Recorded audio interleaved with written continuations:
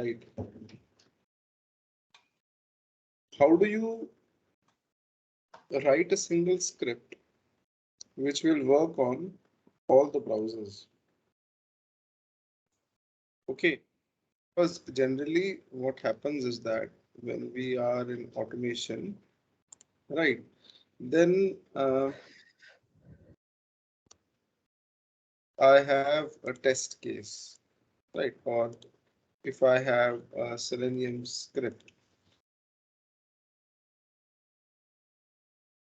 So there is some external data file, maybe there is a JSON file, or there is a text file, or it's an Excel file, any file, in which we mention that fine, we want to run the test script on Chrome.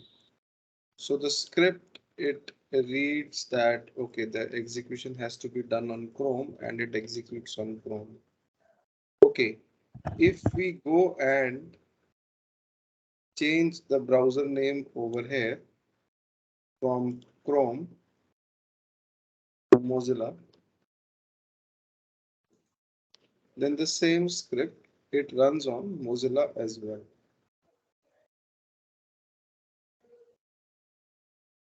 Okay, so how do we do that?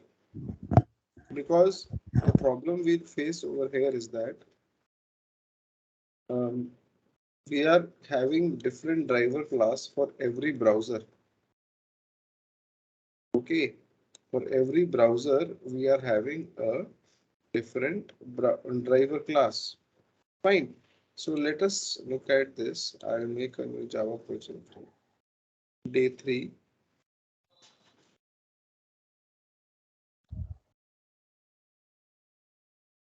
And I'll add the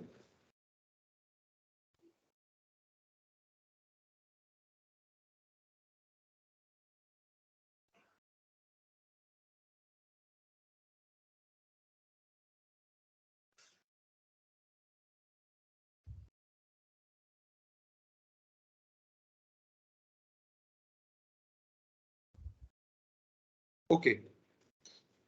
So I'll create a class known as, say, uh,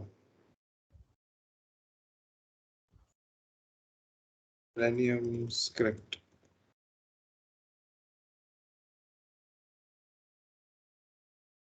Okay. So suppose if the browser name, if I have this variable, if the browser name is Chrome, then whatever script I'm writing over here should be executing on Chrome. Right. So general logic says that you can put an if-else statement. You can write that if the browser is equal to Chrome,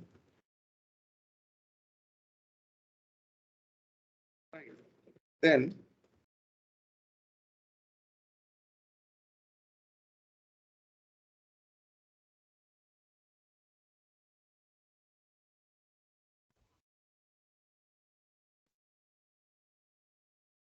you can put this code over here. Okay. And then you can write else if the browser is equal to Mozilla. Right. In that case, oh,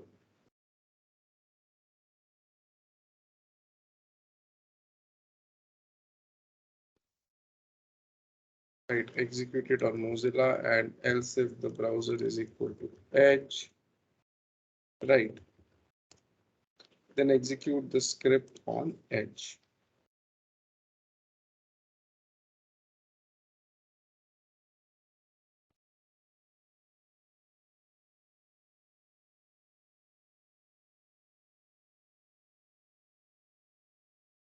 Okay, right.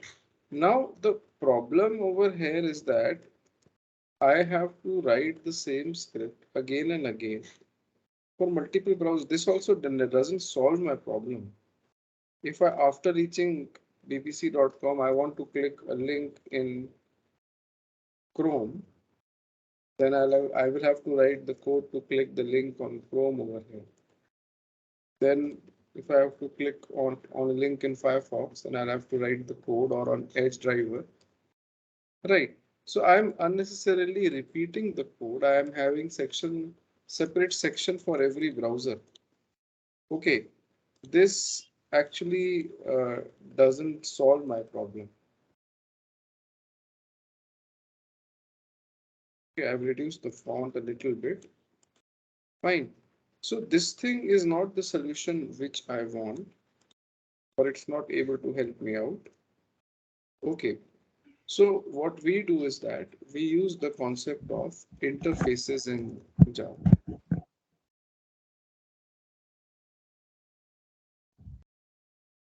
Okay. Now, what is an interface? Um, Interface is something which gives you an idea about the system. For example, um, this thing over here,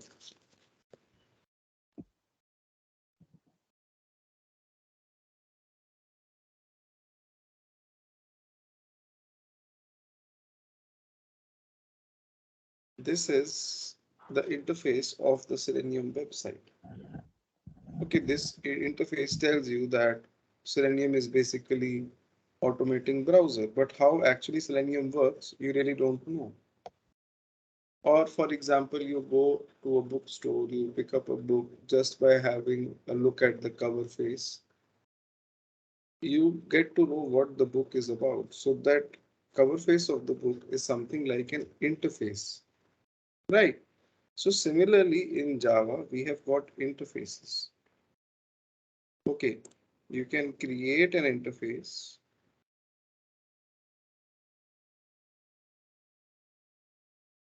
Say interface name is bank. Okay, so features of bank are public void transfer,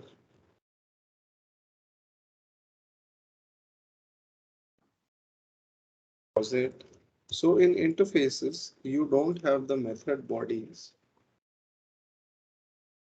You just have the method names.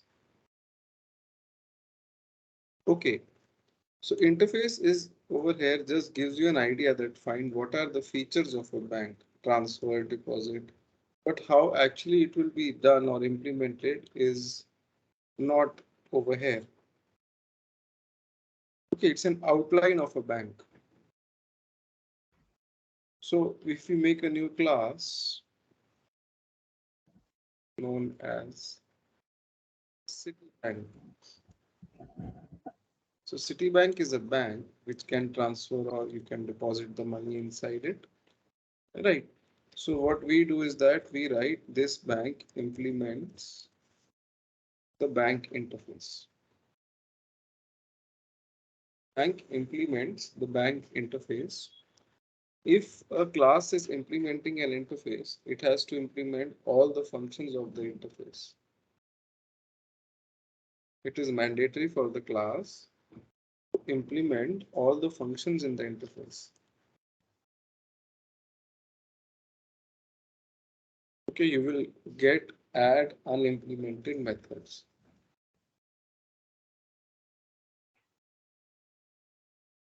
Fine. These two methods they come up. Even if I delete one of them, I get an error. Okay, so if a class is implementing an interface, it has to implement all the methods.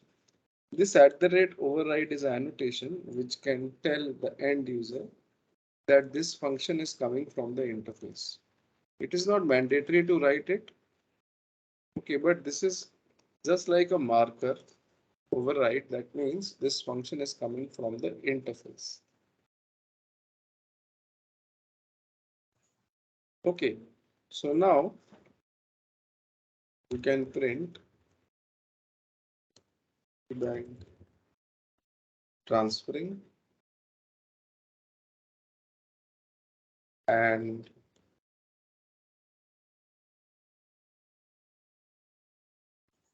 the bank deposit.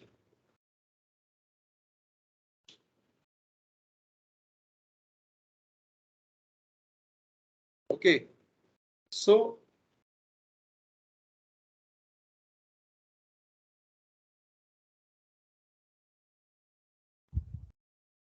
out here, this is the bank interface, and this is the Citibank class. It's got two functions, transfer and deposit, and you can make a new class known as say, test bank with the main function. The any class with the main function can be executed.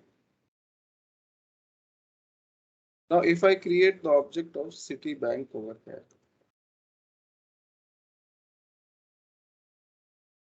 then I can obviously call the transfer and the deposit functions. Fine.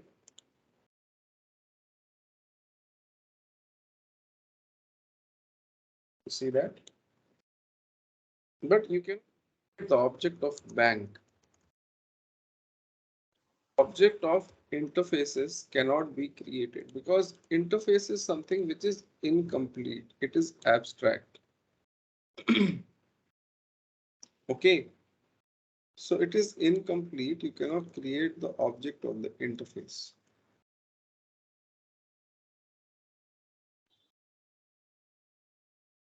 All right. Now you can have another class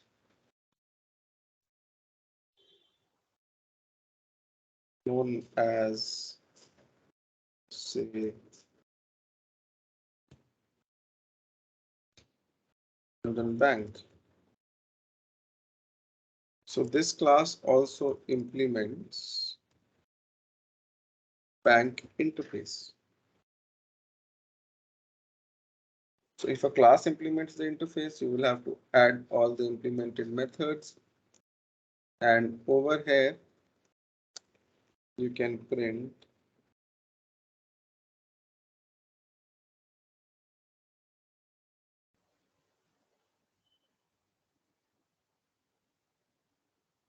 okay and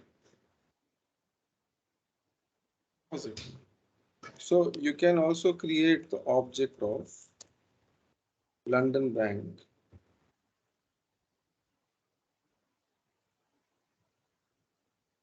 London Bank dot transfer. London Bank dot deposit. So when you call the functions transfer and deposit on London Bank, you will have the functions London Bank transfer and deposit.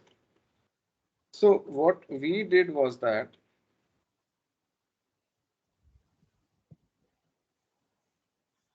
we created one interface. Okay. And the bank interface, which had two functions, transfer and deposit. And we made two classes which implemented this interface.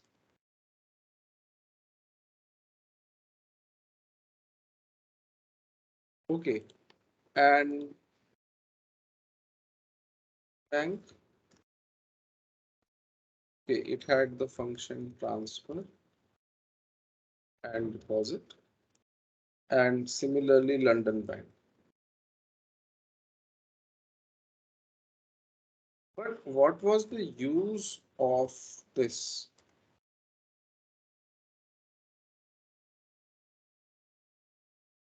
Okay,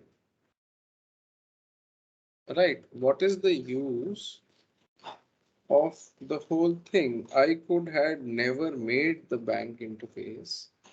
I could have directly made the Citibank and the London Bank classes, and I could have worked it out, right? So I never needed an interface.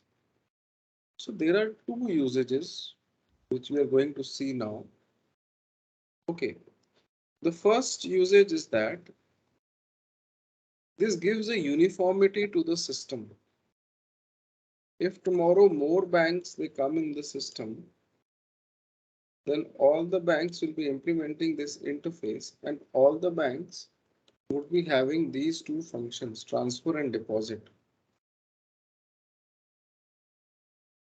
So understanding the system becomes easy. You just need to look at the bank interface and you will understand that fine, these are the functions. So these are the functions in the implementing classes. Okay. Over here, the implementing classes were Citibank and London Bank. Both of them had the same functions. The implementation was different. Okay, so the first usage of interface is that same function names in implementing classes.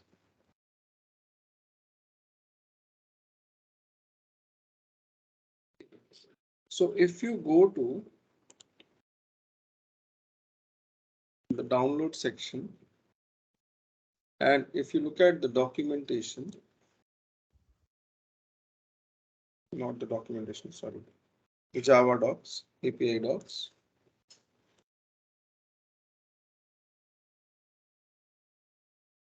then in all classes section, whatever is there in italics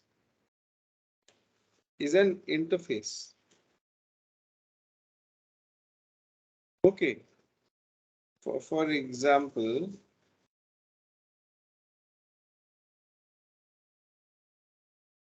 this mouse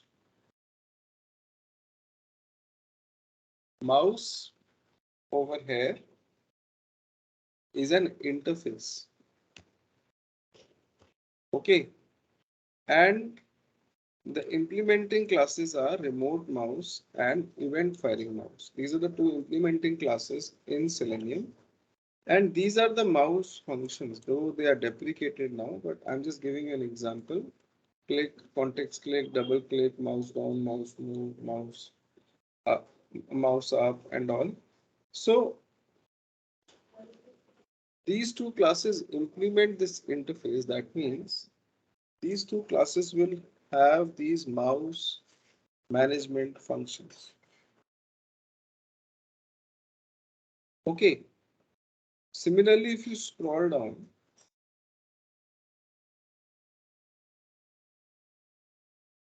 you would see something written as WebDriver. We saw this yesterday as well. So this is technically an interface. WebDriver is an interface. Okay. And the implementing classes are like the driver classes, Chrome driver, Firefox driver, Edge driver, Safari, Opera, right? So whatever functions are there inside the WebDriver interface, like the close function which closes the current window, or the function like get title, which gets the title of the page, or the function like quit, which closes the session, or a get function which we saw, which will load a web page, right? So all these functions are there inside the WebDriver interface. So that means all the implementing classes would have these functions. That is why when we create the object of Firefox driver, the get function is there in Firefox driver to load a URL. It is also there in Chrome driver and it is also there in Edge driver. The get title function is also there in all the drivers. The quit function is also there in all the drivers. So this is one advantage, that just by looking at the interface, one can say that fine, what all will be the contents of the implementing class. Anybody with any doubts or questions? Anything? What is the difference between Chrome driver and Chromium driver? I cannot hear you. What is the difference between Chrome driver and Chromium driver? I'll tell you with the time. Okay, if you click on over here, Okay. Look, there are browsers on net which are based on Chrome library. It is basically for them, right? The Chrome has opened up his engine for anyone who wants to make a browser. So it's basically for that person. Okay. But we hardly use this driver. Majorly, we use uh, Chrome driver only. Okay. And anybody else with any questions? Right. Now, there is another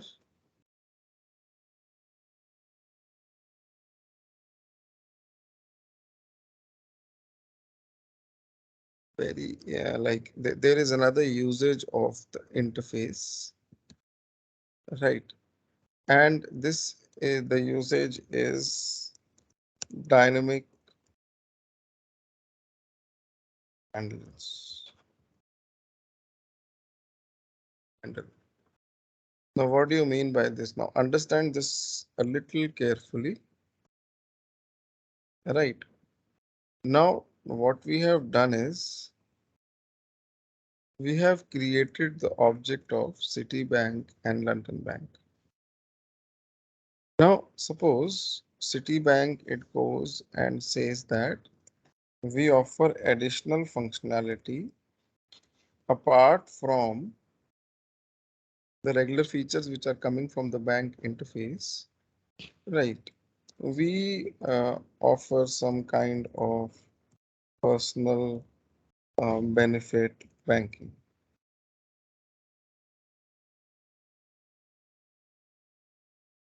right?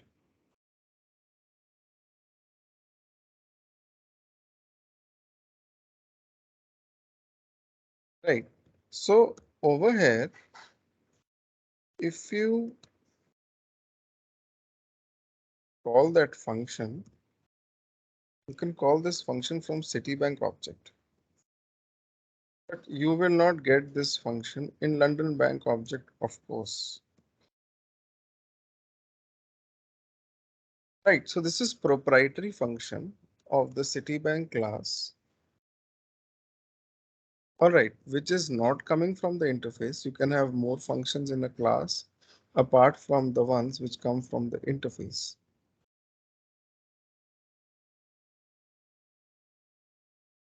Okay, now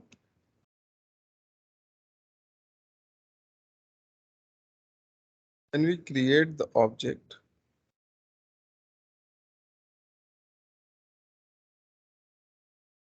use the class name reference equals to the implementing equals to the name of the class. Right now, what I'll do is that I'll use the reference of the interface and object of the class Citibank.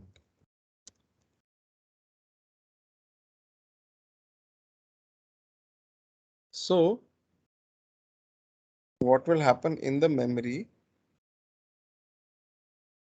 The object reference B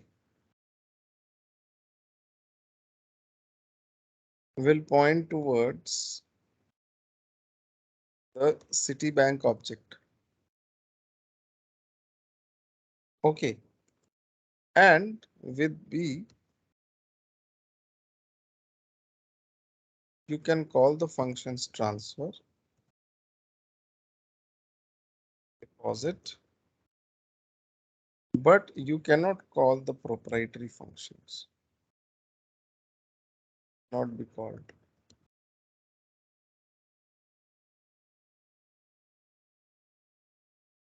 Okay.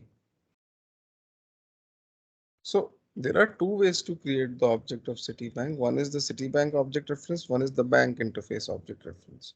If you are creating the object with the help like this, with the reference of the bank interface which Citibank is implementing, then you can only access the functions in Citibank which are coming from the bank interface.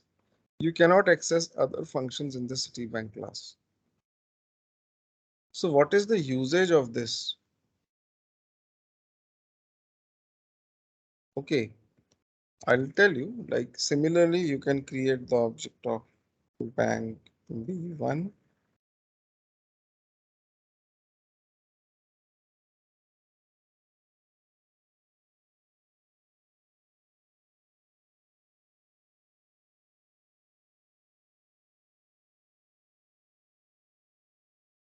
London Bank.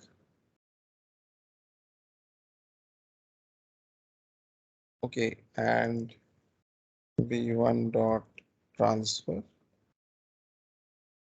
B1 dot deposit. Right. So B1 is pointing to the London Bank object. Right. So if I go and run this code,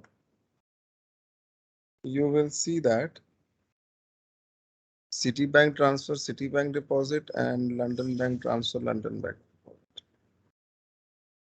But the twist comes over here that if I want B1, I can make B1 point towards object of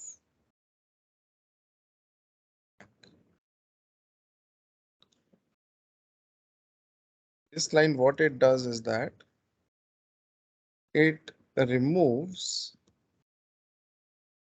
B1 from here and it makes B1 points point towards a new object of Citibank.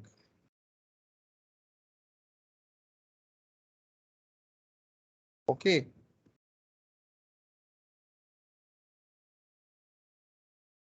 right. So now if I give this command B1 dot transfer and B1 dot deposit, these two functions will be called from the Citibank. Okay, I'll just give a demarcating line.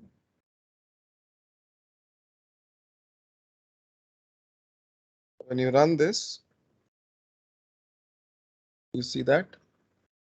So this is a dynamic handle. B1, when it is pointing to London Bank, it calls the functions of the London Bank. When B1 changes from London Bank to Citibank, it can call the functions of Citibank. Right. Okay. Or, it's your choice. You can simply write like this, say bank B2 equals to null. That means B2 is not pointing anywhere.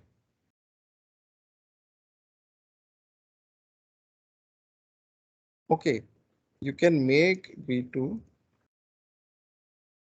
point towards object of London Bank, or you can make B2 point towards object of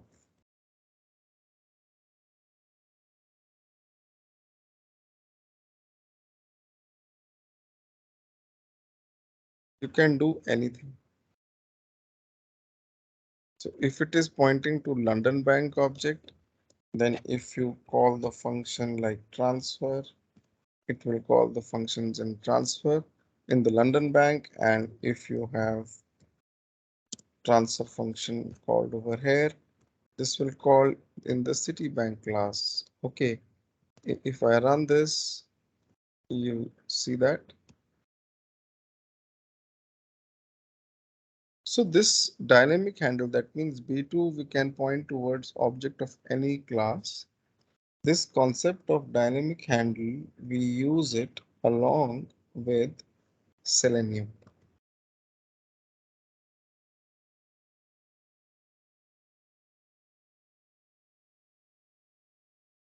Okay, what we do is We know that WebDriver is an interface and all the driver classes are the implementing classes. Okay, so have till now created the objects, say like this.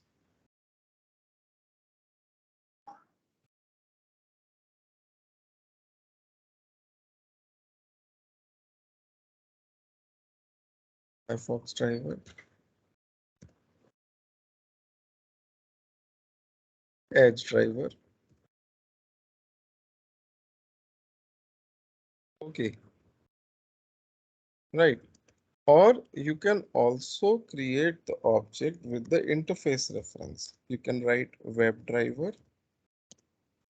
d1 equals to new Chrome driver. This line is equivalent to this line, the bank interface reference, pointing towards the object of the implementing class. And similarly, the WebDriver interface reference pointing towards the object of implementing class. Okay, or we can write D2, D3 different references pointing towards a Firefox driver, Edge driver, or instead of a different reference, you can make D1 now pointing to Firefox driver and D1 now pointing to Edge driver.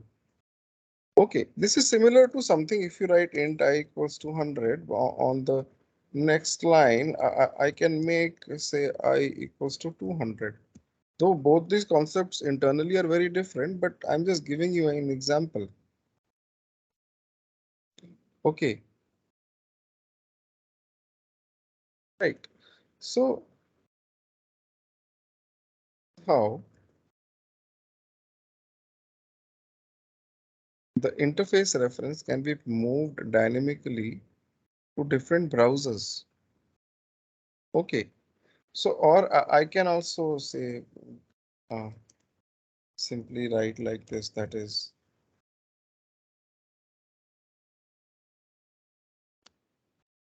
driver equals to null, and based on my choice I can point driver to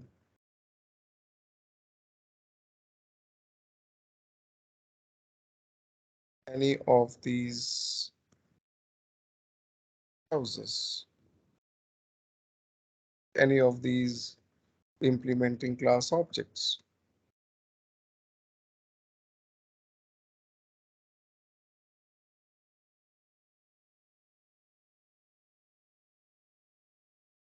Right. Okay, so this is the concept of dynamic handles. Anybody with any questions in this? Ashish, actually here you are declaring the interface variable as null, right? What will happen if we declare as a null? Null means it is not pointing anywhere. I It mean, exists why in the is it memory. required here? Yeah. Why is it required to declare as a null here? Um, Suppose you have your script over here. Now, if I want to, I'll just tell you, if I want to dynamically open the browser, so initially I don't know which driver I will be initializing. So I will make my WebDriver reference to null. That means I'm not sure whether it is going to be initialized to Firefox driver or Chrome driver. Okay, but on the next line, if it is Chrome, then I want my driver to point towards new Chrome driver. In Mozilla, then I want my driver to point towards new fox driver. Edge, then I want my driver to point towards new edge driver. Okay, and you can hold on. Let me just give the driver exe paths because I have not restarted my PC. Guys, I think somebody's microphone is not on mute. It's having background noise.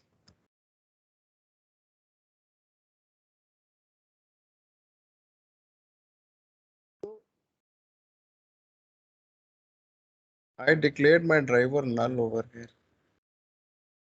That means it's not pointing to any browser object. And I am also not knowing which browser object I want it to point to. So I declare it null. That means it exists in the memory, but it is not pointing anywhere. And then based on my choice, I make it point towards the browser. Now the browser is Chrome. If I run this code, then you will see a blank Chrome browser launching. You see that? Now, if my browser is Mozilla and I run this, then you will see a blank Mozilla opening up. So you just need to change the name over here. And this name can be read from some external file like Excel file or text file or JSON file. Okay. And the script will execute on that browser. Now, once the browser has opened, all the drivers have the same functions. Call those functions over here.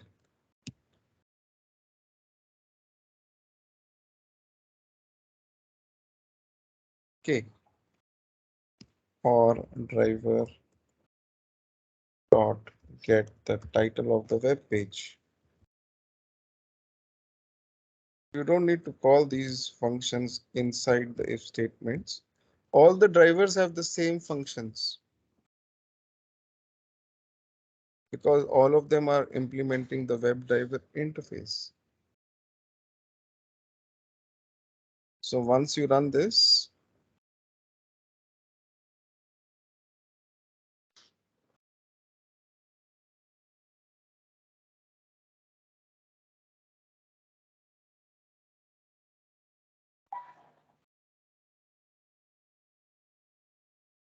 you see that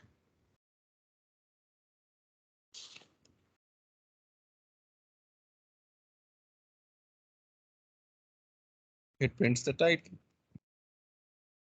Now you can change the browser to Edge, so the same script will run on Edge.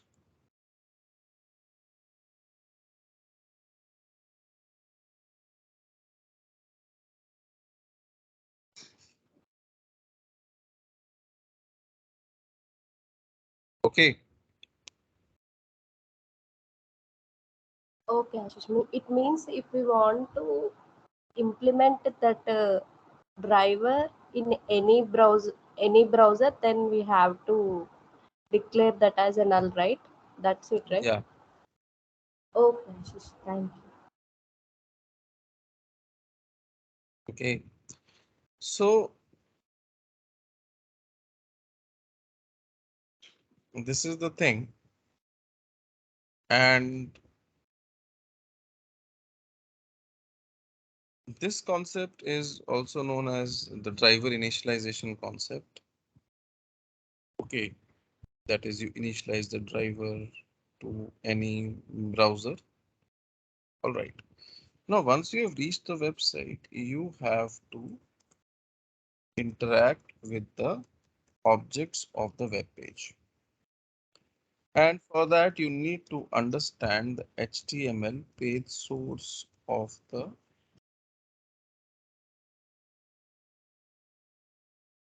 application. You need to know what HTML is. Okay, you have understood the concept of interface. I have told you that you have launched the browser, you have launched it dynamically, but now you need to say click on a button or write a value in the text field. So you need to understand this thing. So I'll take this tomorrow. Actually, I have to go a little early today for a dental appointment. Okay, I'll take this up with you tomorrow, but for today, interfaces and WebDriver, I'm giving you this exercise link. So please follow this. If you have any questions, then you can let me know.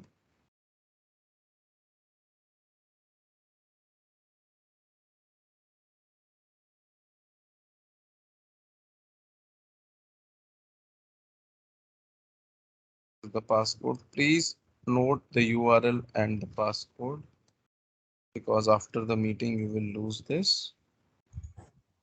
Anybody with any questions? Anything?